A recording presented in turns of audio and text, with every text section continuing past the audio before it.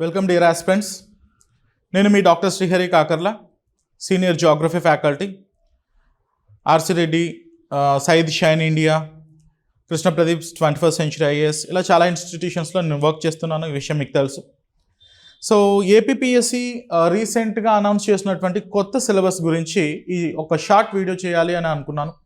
అయితే చాలా classes busy ఉండడం వలన ఈ ఏపీపీఎస్సి గ్రూప్ 2 కోసం కొత్త సిలబస్ని చేంజ్ చేసిన తర్వాత కొంచెం టైట్ షెడ్యూల్ ఉండడం వలన వీడియో ఎర్లియర్ చేయాలి అని అనుకున్నప్పటికి కూడా త్వరగా చేయలేకపోయాను. బికాజ్ ఆఫ్ ది క్లాసెస్ వలన త్వరగా చేయలేకపోయాను. అందుకని ఈ షార్ట్ వీడియోలో నేను ఏం చేస్తానంటే ఈ న్యూ సిలబస్ దాంట్లో జాగ్రఫీ మాడ్యూల్ యొక్క వెయిటేజ్ ఏంటి, ఈ అంశాలని నేను మీకు చూపించే ప్రయత్నం చేస్తాను.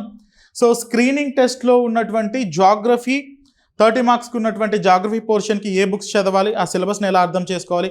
సో ఆ స్క్రీనింగ్ టెస్ట్లో జాగ్రఫీ సెకండ్ సెక్షన్లో ఇచ్చినటువంటి జాగ్రఫీ 30 మార్క్స్లో Indian geography, Andhra Pradesh geography, world geography, దీంతోపాటు human geography and economical geography 2 ఇవ్వడం జరిగింది. సో ఆ సిలబస్ని డెసిఫర్ చేయడానికి ముందు ఈ న్యూ సిలబస్ గురించి ఒక 2 మాటలు మనం మాట్లాడుకోవాలి.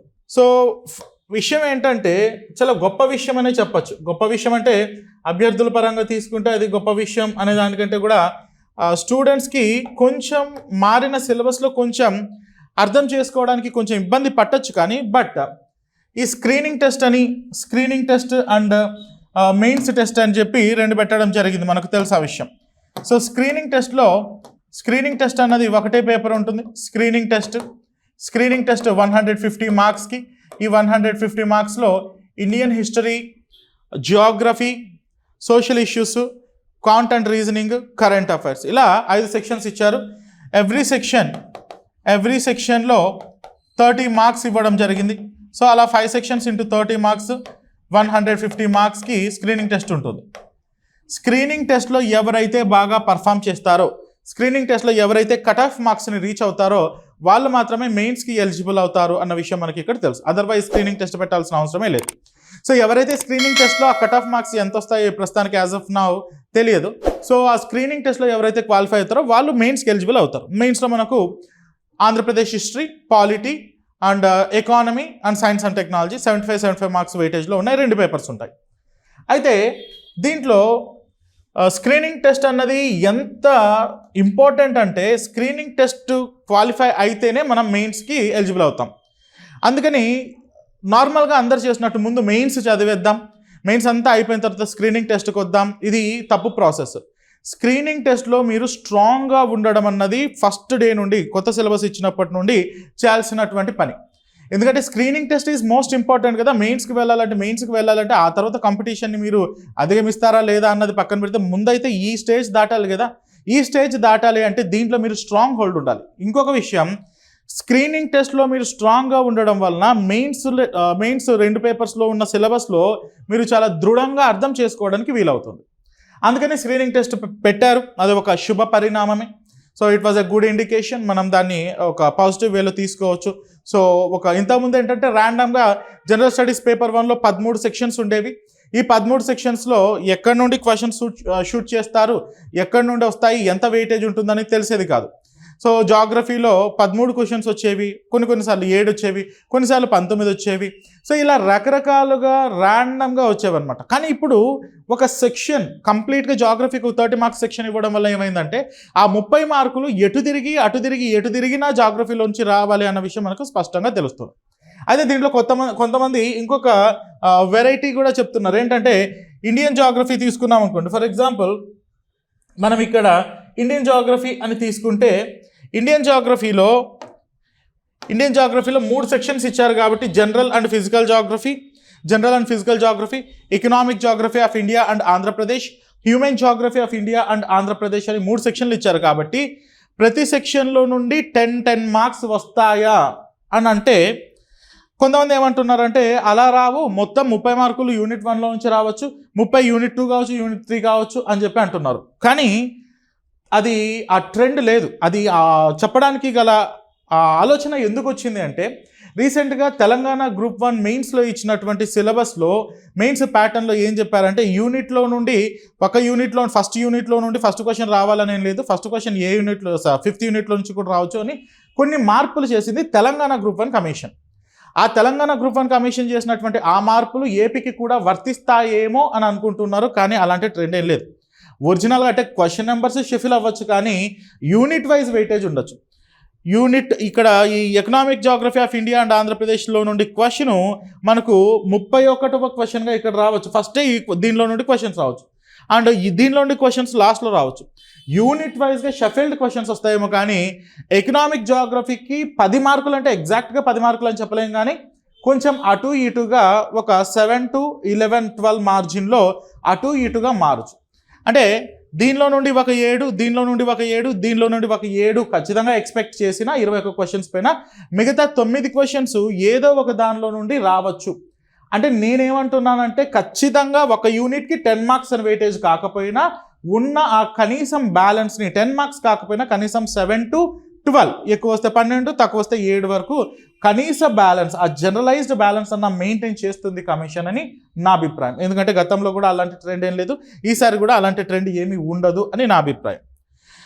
రెండో విషయం, గ్రూప్ 2 సిలబస్లో స్క్రీనింగ్ టెస్ట్లో కానీ మెయిన్ సిలబస్లో కానీ చేసినటువంటి మార్పులు చాలా అద్భుతంగా స్వాగతిస్తున్నారు అభ్యర్థులు, సీనియర్ ఫ్యాకల్టీస్ అందరూ కూడా దీన్ని బాగా ఇట్స్ ఎ వెల్కమ్ ఇండికేషన్. దీంట్లో కూడా జియోగ్రఫీ సెక్షన్ 2 పెట్టి జియోగ్రఫీకి 30 మార్కులు ఇవ్వడం అన్నది చాలా అద్భుతమైనటువంటి సంకేతం అని నా ఉద్దేశం. జియోగ్రఫీకి ఇప్పటిదాకా Geography use to say, of course నేను ఒక జియోగ్రఫర్ని కాకుండా కూడా చెప్తున్నాను, ఒక ఆఫీసర్కి ఖచ్చితంగా జియోగ్రఫీ పైన అవగాహన ఉంటే, లేదంటే జియోగ్రఫీ పైన అవగాహన పెట్టుకొని మిగతా సబ్జెక్ట్స్ చదవడం ద్వారా సబ్జెక్ట్ని ఈజీగా అర్థం చేసుకోవడానికి అవకాశం ఉంటుంది.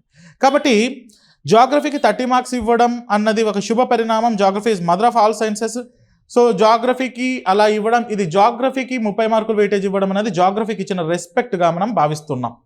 ఇది respect. It's an honour given to Geography by giving 30 marks weightage to the Geography. It is an honour, it is a respect to Geography. గతంలో లేని విధంగా 30 మార్కులు అంటే ఏపీపీఎస్సీ గ్రూప్ 1 ప్రిలిమ్స్లో ఉంది, కానీ గ్రూప్ 2కి జియోగ్రఫీకి 30 మార్కులు తీసుకోవడం అనేది చాలా మంచి సంకేతం. అయితే ఇక్కడ ఒక విషయాన్ని గుర్తుపెట్టుకోండి, ఇది ట్రెడిషనల్ జియోగ్రఫీ కాదు, కన్వెన్షనల్ జియోగ్రఫీ కాదు. కన్వెన్షనల్ జియోగ్రఫీ అంతా మీకు ఇక్కడే వెళ్ళిపోతుంది. And economic Geography and human Geography అన్న ఈ 2 పోర్షన్స్ ట్రెడిషనల్ జియోగ్రఫీ లాగా అనిపించిన, కొంచెం ట్రెడిషనల్ అంటే సాంప్రదాయబద్ధంగా గతంలో ఆర్థిక భూగోళ శాస్త్రంలో అడిగిన క్వశ్చన్స్ ఇక్కడ అడిగినప్పటికీ కూడా ఇక్కడ కాస్త వేరియేషన్ ఉంటుంది. ఆ వేరియేషన్ అంటే ఏ పుస్తకాలు చదవాలి అన్న విషయాన్ని నేను మీకు ఇక్కడ డిస్ఫర్ చేసి చూపిస్తాను. యూనిట్ 1లో జనరల్ అండ్ ఫిజికల్ జియోగ్రఫీ అని ఇవ్వడం జరిగింది. General and physical geography. General and physical జియోగ్రఫీలో అంటే దీన్ని తెలుగులోకి మనం ఇది చేస్తే కనుక ట్రాన్స్లేట్ చేస్తే ఏమొస్తుందంటే సాధారణ మరియు భౌతిక భూగోళ శాస్త్రం అని వస్తుంది. సాధారణ మరియు భౌతిక భూగోళ శాస్త్రం తెలుగులో ట్రాన్స్లేట్ చేస్తే. ఇంగ్లీష్లో అయితే general and physical geography. General జియోగ్రఫీలో మనం ఎప్పుడు చెప్తూ ఉన్నట్టు జనరల్ జియోగ్రఫీలో ఎలా ఉంటుందంటే, జనరల్ జియోగ్రఫీ లేదా సాధారణ భూగోళ శాస్త్రంలో ఉన్నటువంటి అంశాలు ఒకసారి నేను జనరల్గా ఎలా ఉంటుంది అన్న విషయాన్ని మీకు ఒకసారి చూపిస్తాను. ఎప్పుడైనా సరే జనరల్ జియోగ్రఫీ అని పిలిస్తే సాధారణ భూగోళ శాస్త్రం అంటే ఏంటంటే, సాధారణ భూగోళ శాస్త్రం జనరల్ జియోగ్రఫీలో 4 అంశాలు ఉంటాయి. ఎప్పుడైనా గుర్తుపెట్టుకోండి, సాధారణ భూగోళ శాస్త్రంలో 4 అంశాలు ఉంటాయి. అది ఎక్కడైనా సరే, జియోగ్రఫీ ఆప్షనల్లో కూడా అంతే. మనకు జనరల్ జియోగ్రఫీలో అంటే ఒక 4 ఆస్పెక్ట్స్ తీసుకోవచ్చు. ఫస్ట్ ఆస్పెక్ట్ ఏంటంటే, జనరల్ జియోగ్రఫీలోని మొదటి ఆస్పెక్ట్ మనం ఏది తీసుకోవచ్చు అంటే సోలార్ సిస్టమ్, వాటి గురించి మనం అర్థం చేసుకోవచ్చు. సోలార్ సిస్టమ్ అంటే సౌర కుటుంబం, సోలార్ సిస్టమ్. ఆ తర్వాత అర్త్కు సంబంధించినటువంటి బేసిక్ అంశాలు, భూమి, దీంట్లోనే మనకు గ్రహణాలు, ఎక్లిప్సెస్, సో ఇవన్నీ వస్తాయన్నమాట. అంటే అర్త్కు సంబంధించినటువంటి ఆస్పెక్ట్. రెండవది ఫిజికల్ జియోగ్రఫీ అంటే భౌతిక భూగోళ శాస్త్రం. జనరల్ జియోగ్రఫీలో ఉన్నటువంటి అంశాలు చెప్తున్నాను నేను. జనరల్ జియోగ్రఫీలో ఫస్ట్ మనకు సాధారణ భూగోళ శాస్త్రంలో మొదట సోలార్ సిస్టమ్, ఆ తర్వాత భూమి, మన గెలాక్సీ అంటే ఈ పాలపుంత, మిల్కీవే గెలాక్సీ, మన పాలపుంతలో భూమి యొక్క పొజిషన్ ఎక్కడ, భూమి సైజ్ ఎంత, భూమితో పాటు ఇతర తోబుట్టు గ్రహాలు, what are the other planets we are having in our solar system, వీటికి సంబంధించినటువంటి ఆస్పెక్ట్స్. రెండవది వచ్చేసి ఫిజికల్ జియోగ్రఫీ. ఈ ఫిజికల్ జియోగ్రఫీలో ఏంటంటే భౌమ్య స్వరూపాల గురించి చదువుతాం. భౌమ్య స్వరూపాలు అంటే ల్యాండ్ ఫామ్స్ అనమాట. భౌమ్య స్వరూపాలు అంటే ల్యాండ్ ఫామ్స్. ల్యాండ్ ఫామ్స్ అంటే ఏంటంటే భూమిపైన మనకు కనిపించేటివన్నీ ల్యాండ్ ఫామ్సే. అది పీఠభూములు కావచ్చు అంటే ప్లాట్యూస్, పర్వతాలు కావచ్చు అంటే మౌంటైన్స్, కొండలు కావచ్చు అంటే హిల్స్, ఘాట్స్ కావచ్చు అంటే గుట్టలు.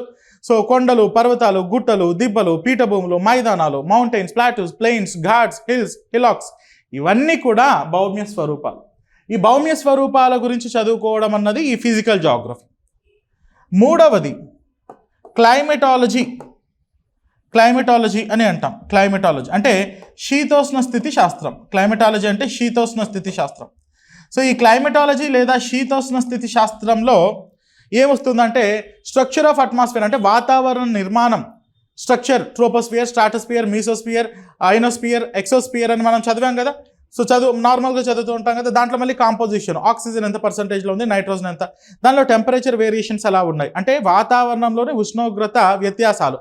Vertical distribution of temperature, horizontal distribution of temperature అంటే వాతావరణంలో పైకి వెళ్ళే కొద్ది ఉష్ణోగ్రతలు ఎలా మారుతూ ఉంటాయి, అక్షాంశాల పరంగా అంటే లాటిట్యూడ్స్ పరంగా భూమధ్యరేఖ నుండి ధృవాల వైపుగా వెళ్తున్నప్పుడు ఉష్ణోగ్రతలు ఎలా మారుతుంటాయి ఇలా తెలుసుకోవడం అంటే డిస్ట్రిబ్యూషన్ ఆఫ్ టెంపరేచర్. అలా ఉష్ణోగ్రత ఎలా మారుతుందో తెలిసినప్పుడు పీడనాలు కూడా ఎలా మారుతుంటాయి, how the pressure has been changing from equator towards the poles and from surface of the earth vertically upwards.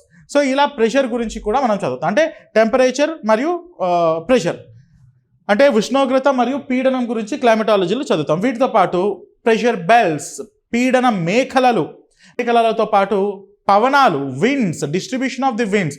వీటిలో స్థానిక పవనాలు, local winds, global winds, seasonal winds that is monsoonal winds, ఋతు పవనాలు, ప్రపంచ పవనాలు, స్థానిక పవనాలు అన్నది చదువుతాం. ఆ తర్వాత సైక్లోన్స్ అన్న అంశాలను ఇక్కడ చదవాల్సి ఉంటుంది అంటే తుఫాన్. ఇది క్లైమెటాలజీ. నాలుగవది వచ్చేసి ఓషనోగ్రఫీ. ఓషనోగ్రఫీ అంటే ఏంటంటే సముద్ర శాస్త్రం.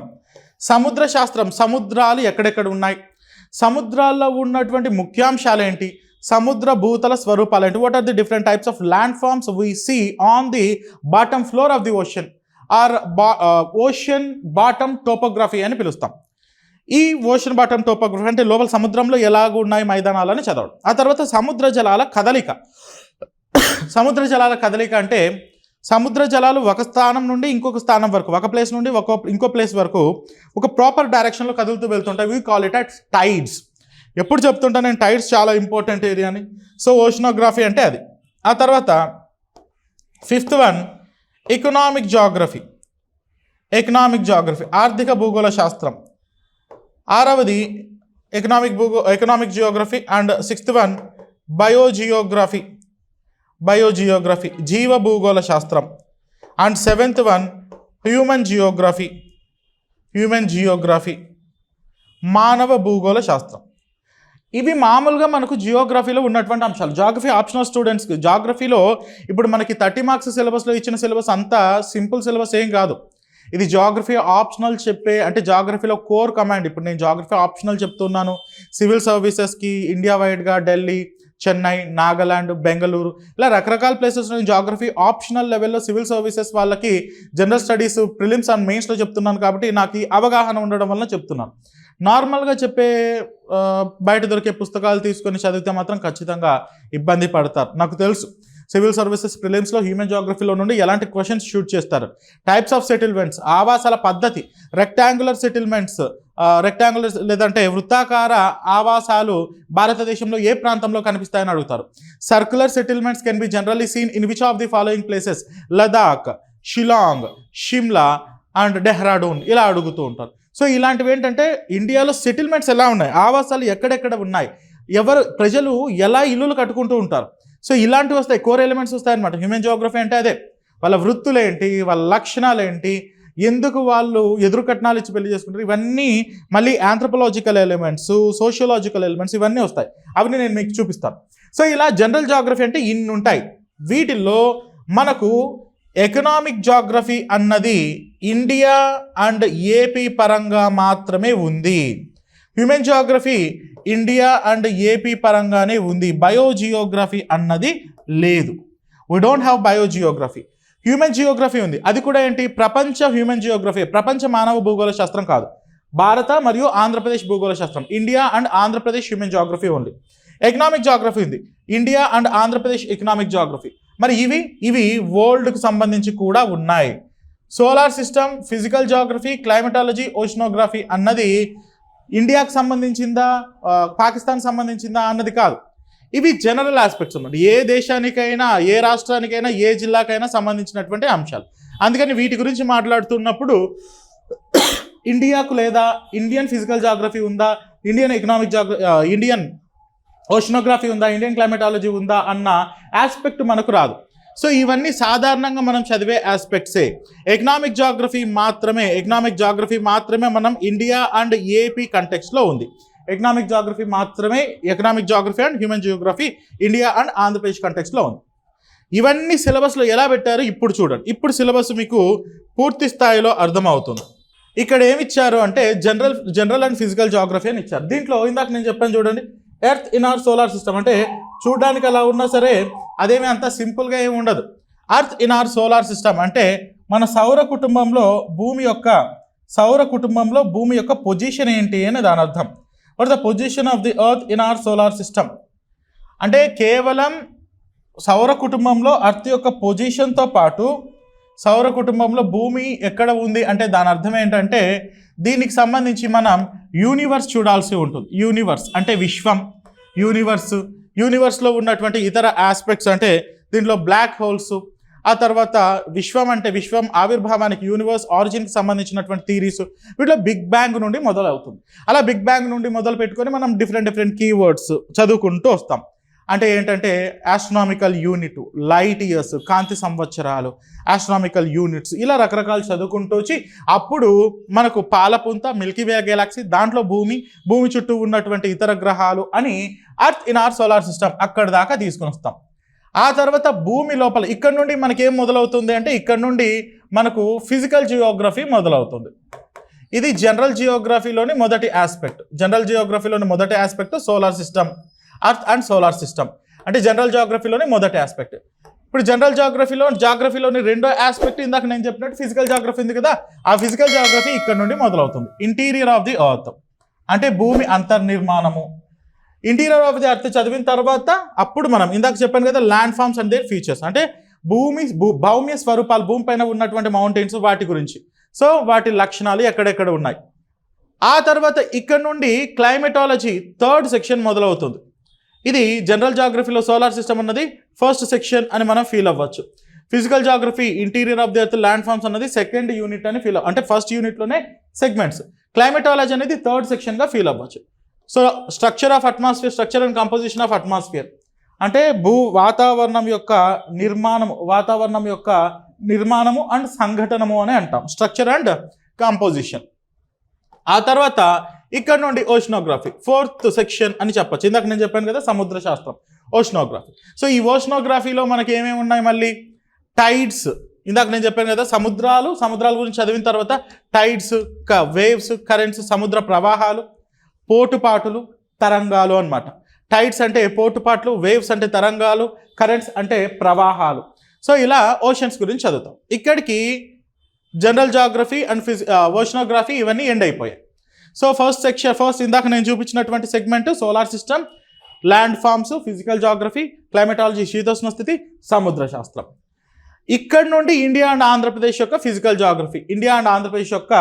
జాగ్రఫీ మనకు మొదలవుతుంది. అంటే దీంట్లో ఇక్కడ చదువుతాం చూడండి, ఈ ల్యాండ్ ఫార్మ్స్ అని ఉంది చూడండి. మనకు ల్యాండ్ ఫార్మ్స్ అంటే భౌమ్య స్వరూపాలు.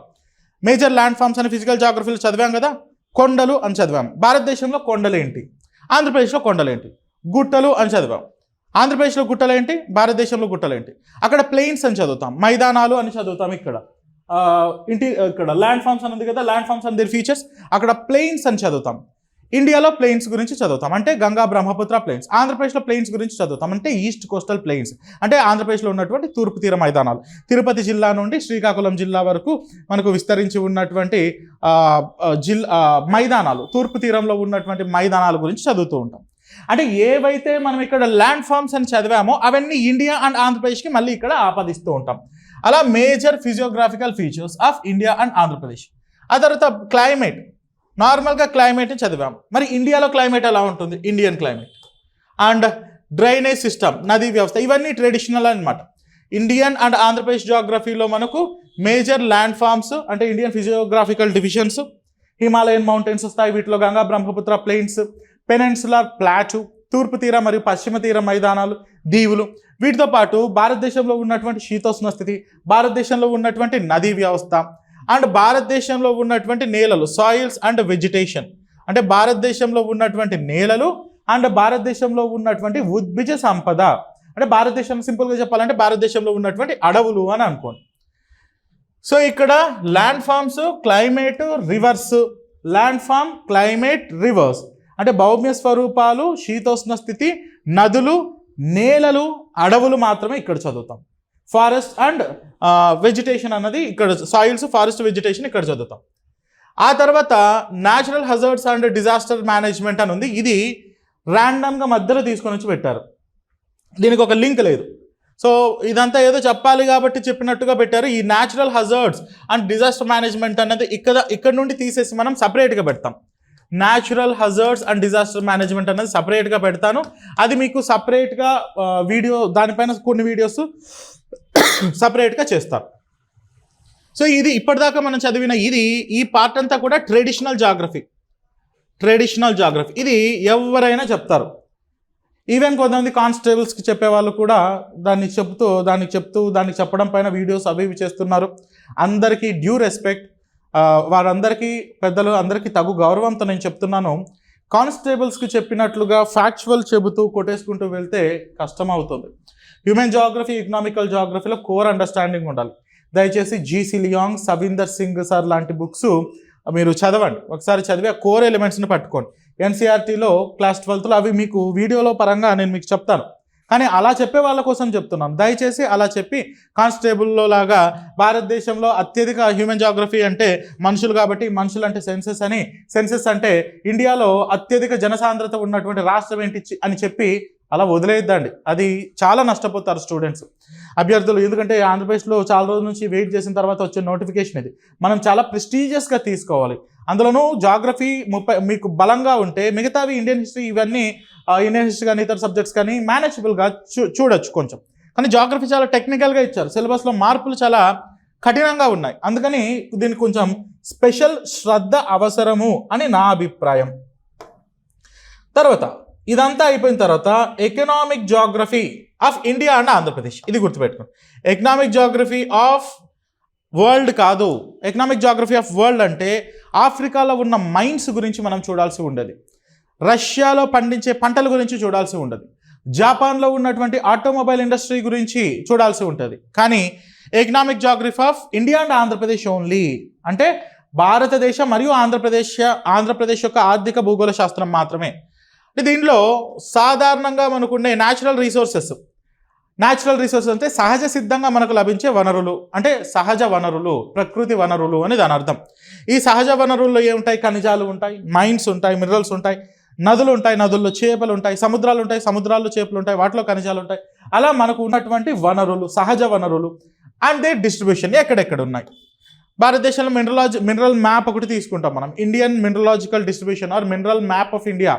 Chota Nagpur plateau and Aravalli mountains region, southern Indian region, south western Indian region అంటే గోవా కర్ణాటక, సదర్న్ రీజియన్ అంటే తమిళనాడు కేరళ, సెంట్రల్ రీజియన్ అంటే కొత్తగూడెం తెలంగాణ ఆంధ్రప్రదేశ్లోని కొన్ని పార్ట్స్, ఛోటా నాగ్పూర్ కాస్త పైన, అండ్ K3 అరావలి రీజియన్ అంటే నార్త్ వెస్టర్న్ ఇండియా వాయువ్య భారతదేశం. ఇలా డిస్ట్రిబ్యూషన్ అన్నది ఒకే చోట అన్ని మినరల్స్ ఏం లేవు. అదే పనిగా ఎవరో షెల్ఫ్లో పెట్టినట్టు బంగారము, గోల్డ్, జింకు, మ్యాంగనీసు, కాపరు ఇవన్నీ కూడా తీసుకోండి అని అల్మారాలో పెట్టినట్టు ఏం పెట్టారు కదా. ఒక చోట గోల్డ్ ఉంటాయి, ఇంకో చోట బొగ్గు ఉంటాయి, ఇంకొక చోట ఐరన్ ఉంటాయి, ఇంకొక చోట జింక్ ఉంటాయి, ఇంకొక చోట గ్రాఫైట్ ఉంటే రకరకాలుగా విస్తరించి ఉన్నాయి. The economical resources in India, for that matter in Andhra Pradesh, for that matter in the world, the resources are scattered. అక్కడక్కడ వెదజల్లినట్టు విసిరేసినట్లుగా ఉన్నాయి. ఇండియాలో ఎక్కడెక్కడ విసిరేయబడి ఉన్నాయి అనేది దాని అర్థం, distribution of the mineral resources.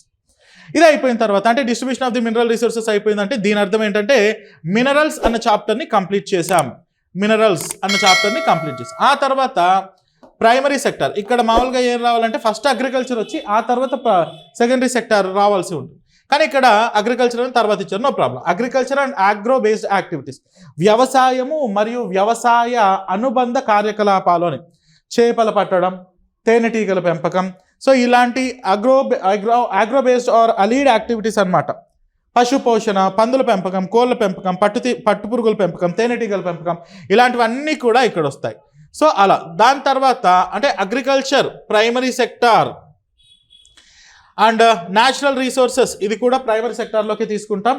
ఖనిజాలు విస్తరణ, ఆ తర్వాత ఖనిజాల విస్తరణ అయిపోయిన తర్వాత అగ్రికల్చర్ ప్రైమరీ సెక్టార్, తర్వాత ఇండస్ట్రీస్ అంటే సెకండరీ సెక్టార్ అనమాట. అంటే పరిశ్రమలు, ఎక్కడెక్కడ పరిశ్రమలు నెలకొల్పబడి ఉన్నాయి ఆ అంశాలు మనం చూస్తాం, అంటే సెకండరీ సెక్టార్. ఆ తర్వాత టెర్షరీ సెక్టార్, సర్వీస్ సెక్టార్ అనమాట. సర్వీస్ సెక్టార్లు అంటే ఏంటి? రవాణా, కమ్యూనికేషన్, టూరిజం, ట్రేడ్. సో ఇవి కంప్లీట్గా ఎకనామికల్ ఆస్పెక్ట్స్ ఉంటాయి. ఇక్కడ economic survey, Indian economic survey, Andhra Pradesh economic survey, వీటితో పాటు నేషనల్ స్టాటిస్టికల్ ఆర్గనైజేషన్ ఇచ్చినటువంటి data, national family health survey, so ఇలాంటి అంశాలన్నీ కూడా ఇక్కడ మనం ఇంటిగ్రేట్ చేసుకుని చెప్పాలి. ఎకనామిక్ జాగ్రఫీ అని ఇచ్చారు, ప్యూర్గా కంప్లీట్గా ఎకనామికల్ ఆస్పెక్ట్స్ ఈ యూనిట్లో పెట్టారు. అంటే చాలా పద్ధతిగా ఉంది.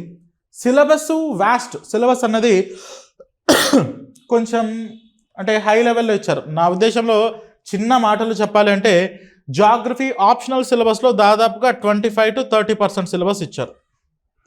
మీరు జాగ్రఫీ ఆప్షనల్ సిలబస్ని తీసుకొని చూడండి ఒకసారి, ఈ సిలబస్ సింక్ అవుతుంది 25 to 30%. అంటే మీరు గ్రూప్ 2, ఇంకో మాట కూడా చెప్తున్నాను, గ్రూప్ 2 స్క్రీనింగ్ టెస్ట్ జాగ్రఫీకి ప్రిపేర్ అయితే సివిల్ సర్వీసెస్ ప్రిలిమినరీ టెస్ట్ కూడా మీరు రాసేయచ్చు, అంత డెప్త్ ఉంటుంది.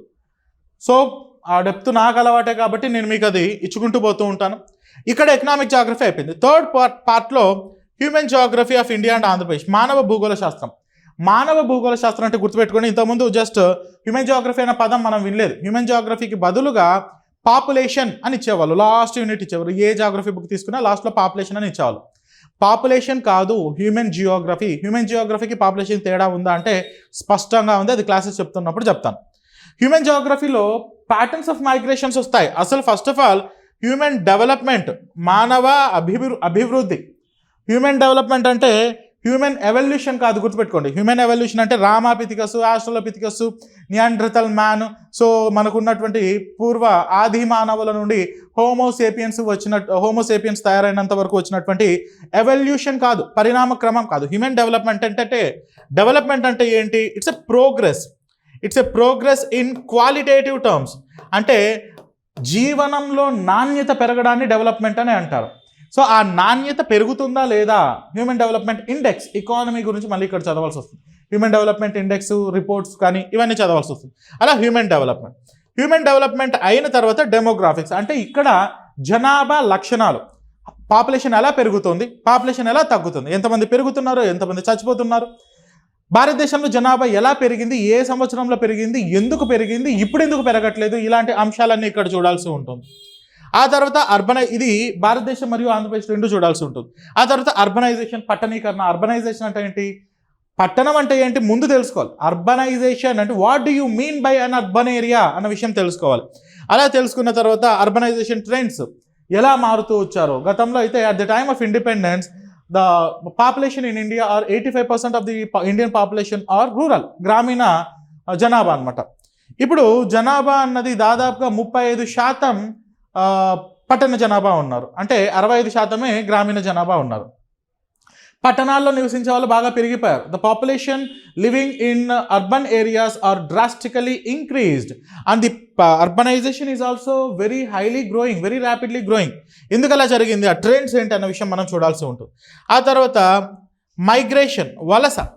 ఎవరు వలస వచ్చారు, ఎక్కడి నుండి ఎక్కడికి వెళ్తున్నారు, ఎక్కడి నుంచి ఎక్కడికి వెళ్తారు, గ్రామాల నుండి గ్రామాలకు వెళ్ళే వాళ్ళు ఎక్కువ ఉన్నారా, గ్రామాల నుండి పట్టణాలకు వెళ్ళే వాళ్ళు ఎక్కువ ఉన్నారా, రూరల్ మైగ్రేషన్ ఎక్కువ, అర్బన్ మైగ్రేషన్ ఎక్కువగా ఉందా, అర్బన్ మైగ్రేషన్ ఎక్కువగా ఉందా, లేదంటే రివర్స్ మైగ్రేషన్, రూరల్ మైగ్రేషన్ ఎక్కువగా ఉందా, what is the migration trends in India అనే ఆస్పెక్ట్ని ఇక్కడ చూస్తాం.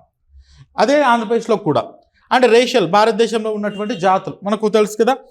మనకు నిగ్రిటోస్ అంటే ఇప్పటికి కూడా యూట్యూబ్లో ఉంది. యూట్యూబ్లో కాకర్ల అకాడమీ అని యూట్యూబ్లో టైప్ చేస్తే మీకు అక్కడ రేసెస్ ఇన్ ఇండియా, భారతదేశంలోని జాతులోని ఒక వీడియో ఉంటుంది. ఆ వీడియో చూడండి. తెలంగాణ గ్రూప్ 1 మెయిన్స్ కోసం చేసిన వీడియో, మీకు కూడా అవగాహన వస్తుంది. ఎందుకంటే అదే మళ్ళీ ఇక్కడ మనం డిస్కస్ చేయబోతాం. అండ్ ట్రైబ్స్, భారతదేశంలో ఉన్నటువంటి గిరిజన తెగలు, వాళ్ళు ఎదుర్కొంటున్నటువంటి సమస్యలు, ఎన్ని గిరిజన తెగలు ఉన్నాయి, అసలు షెడ్యూల్డ్ ట్రైబ్ అంటే ఏంటి, ప్రెసిడెంట్, దీంట్లో మళ్ళీ కాన్స్టిట్యూషన్ వస్తుంది, ఏ ఆర్టికల్ ఏంటి, ట్రైబల్ కౌన్సిల్స్ అంట, national commission for scheduled tribes అంట, article 338A of the constitution. So ఇలాంటి ఆస్పెక్ట్స్ అన్నీ వస్తాయి. ఆ తర్వాత ఇండియాలో ఉన్నటువంటి రిలీజియన్స్ ఏవేవి ఉన్నాయి, హిందూ, ఇస్లామిక్ రిలీజియన్, వాటి యొక్క పాపులేషన్ అండ్ లింగ్విస్టిక్ గ్రూప్స్, భాష, ఇలా అంటే భారతదేశంలో ఉన్నటువంటి లాంగ్వేజెస్, వాటికి దేనికి క్లాసికల్ స్టేటస్ ఉంది, ఆ లాంగ్వేజెస్ మాట్లాడే వాళ్ళు ఎంత ఉన్నారు. ఫర్ ఎగ్జాంపుల్ ఇండిపెండెన్స్ వచ్చినప్పుడు హిందీ తర్వాత అత్యధికంగా మాట్లాడే భాష తెలుగు. ఆ తర్వాత ఇప్పుడు తెలుగు పొజిషన్ ఏంటంటే 4వ పొజిషన్లోకి పడిపోయింది. రాబో కాలంలో ఇంగ్లీష్ మీడియం, కంప్లీట్గా ఇంగ్లీష్ మీడియం ఎడ్యుకేషన్ను ఇంట్రొడ్యూస్ చేస్తున్నామని చెప్తున్నారు ప్రభుత్వాలు. దీనివలన తెలుగు ఇంకా పూర్తి స్థాయిలో నెక్స్ట్ ర్యాంక్స్లోకి పడిపోతుంది. అలా language not only with respect to Telugu, Tamil, Bengali, Malayalam, వీటి గురించి కూడా మనం మాట్లాడాల్సి వస్తుంది. సో ఇంత కాంప్లెక్స్ పోర్షను, ఒక్కొక్క దానికి లింకు కొన్ని సందర్భాల్లో కుదురుతుంది, కుదరదు, ఎక్కడ ఏది చెప్తే మీకు లింక్ అర్థమవుతుంది ఏంటి అన్న విషయాల కోసం మొత్తం ఈ 3 సెక్షన్లు 30 మార్కులు కవర్ అయ్యేటట్లుగా, జాగ్రఫీలో 30 మార్కులకు కనీసం 23 నుండి 26 వరకు భరోసా తీసుకునే విధంగా ఈ 30 మార్క్స్ జాగ్రఫీకి నేను వీడియో క్లాసెస్ చేయబోతున్నాను. ఫస్ట్ యూనిట్ దీంట్లో మనకి ఇచ్చినటువంటి general and physical geography, economic geography of India, human geography of India అని 3 ఫోల్డర్స్ పెడతాను. ఈ 3 ఫోల్డర్స్లో టైటిల్స్తో సహా పెడతాను. అవసరమైతే అక్కడ కూడా మళ్ళీ నేను ఫోల్డర్స్ పెట్టి జనరల్ అండ్ ఫిజికల్ జాగ్రఫీలో మళ్ళీ ఫోల్డర్స్ డివైడ్ చేసి క్లైమేట్ స్ట్రక్చర్ అండ్ కంపోజిషన్, ఇలా మళ్ళీ దాంట్లో సబ్ ఫోల్డర్స్ని కూడా పెడతాను. అంటే ఎంత సింప్లిఫై చేయడానికి నాకు వీలవుతుందో అంత సింప్లిఫై చేసి మీకు కాకర్లా అకాడమీ అన్న యాప్లో ఈ వీడియోస్ అన్నీ పెడుతూ ఉంటాను. సో ఇది డే బై డే నేను వీడియో అప్లోడ్ చేస్తుంటాను, ఎందుకంటే నాకు ఆఫ్లైన్ క్లాసెస్ కూడా ఉంటాయి. ఆఫ్లైన్ క్లాసెస్తో పాటు ఇప్పుడు మారిన సిలబస్ ప్రకారం నాకు చాలా ప్రెషర్ అవుతుంది, ఎక్కువ క్లాసెస్ తీసుకోమని ఇన్స్టిట్యూట్స్ నుండి ప్రెషర్ వస్తుంది. కాబట్టి నేను వరుసగా వీడియోలు వరుసగా పెట్టుకుంటూ వెళ్తూ ఉంటాను. దీని కోర్సు కూడా తక్కువ పెడతాను, ఎందుకంటే మీరు అర్థం చేసుకోండి, చాలా డీప్గా నేను కష్టపడి చేయాల్సిన కోర్సు అయినప్పటికీ కూడా కోర్సు ఫీజు కూడా తక్కువగానే పెడతాను. వన్స్ వీడియోస్ అన్నీ అప్లోడ్ అయిన తర్వాత కోర్స్ ప్రైస్ పెరుగుతుంది. ఇనిషియల్గా తక్కువ పెట్టినప్పుడు మీరు దయచేసి కొనేసేయండి, మళ్ళీ నాకు ఫోన్ చేసి డిస్కౌంట్లు అని చెప్పి ఇది చేయదు దయచేసి, ఎందుకంటే నేను ఈ 4K వీడియోస్ రికార్డ్ చేయడానికి నాకు తగినంత శ్రమ, తగినంత ఖర్చు ఉంటుంది. కాబట్టి ఇనీషియల్గా కోర్సు పెట్టినప్పుడు కోర్సు విలువ, కాస్ట్ తక్కువగా ఉంటుంది. వన్స్ వీడియోస్ అన్నీ అప్లోడ్ అయిపోయిన తర్వాత కోర్స్ వాల్యూ అన్నది పెరుగుతుంది. కాబట్టి వీడియో క్లాసెస్ అన్నీ పెడతాను, అండ్ వీడియో క్లాసెస్తో పాటు మీకు నేను అవైలబిలిటీలో కూడా ఉంటాను, టెస్ట్ సిరీస్, మెంటర్షిప్ పరంగా కూడా. దీంతోపాటు APPSC group 2 personal mentorship program కూడా స్టార్ట్ చేశాను. ఇప్పటికే దాదాపుగా 25 మంది జాయిన్ అయ్యారు. పర్సనల్ మెంటర్షిప్ అంటే 1-to-1 మెంటర్షిప్ అనమాట. మీరు ఒకవేళ రిమోట్గా ఉన్న వాళ్ళైతే వాట్సాప్ కానీ, జూమ్ కానీ, వీడియో కాలింగ్లో మనం మాట్లాడుతూ ఉంటాం. అలా నేను మీకు వీక్లీ టార్గెట్స్ ఇస్తూ ఉంటాను, డైలీ టార్గెట్స్ ఇస్తూ ఉంటాను. ఆ టార్గెట్స్ ఎలా ఉన్నాయి ఏంటి అన్నది ప్రతి వారానికి ఒకసారి, 4 రోజులకు ఒకసారి మిమ్మల్ని పిలిపించి మిమ్మల్ని మానిటర్ చేస్తూ ఉంటాను. So it's a personal mentorship. అన్ని సబ్జెక్ట్స్ కూడా, జాగ్రఫీ మాత్రమే కాదు, గ్రూప్ 2లో ఉన్న అన్ని సబ్జెక్ట్స్ కూడా మెంటర్షిప్ని చేస్తున్నాను. It's kind of 1-to-1, it's a kind of guidance program అనమాట. సో ఆ గైడెన్స్ ప్రోగ్రామ్ కూడా స్టార్ట్ చేశాను.